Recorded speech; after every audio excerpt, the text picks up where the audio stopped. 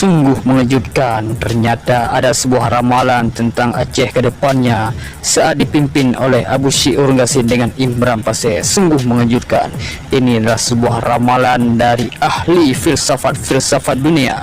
Jika Aceh dipimpin oleh Imran Pasir dan Abu Syi'ur Yasin, maka Aceh akan menjadi negara termaju, negara tercanggih, negara terhebat, bahkan negara yang penuh dengan kota-kota besar.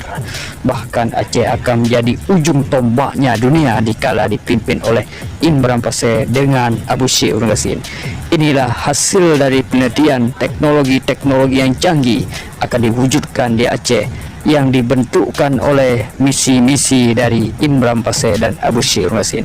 Sungguh mengejutkan dunia. Inilah ramalan yang terpercaya, yang terhebat, yang meramalkan bahwa misi dari Imran Pasir dan Abu Syi'ur Yasin adalah memajukan Aceh. Ini adalah situasi dari gambaran Aceh ke depannya saat dipimpin oleh Imran Pasir dan Abu Syi'ur Yasin.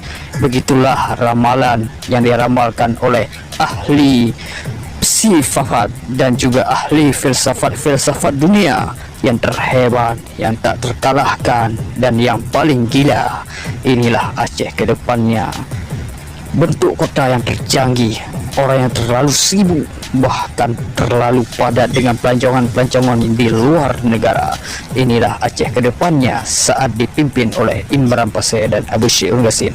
Ini adalah hasil penelitian dan juga hasil ramalan daripada ahli politik dunia, bahkan internasional, meramalkan Imran Pasir dan Abu Syi'ur akan mengubah Aceh menjadi negara termaju, negara tercanggih, dan negara terhebat.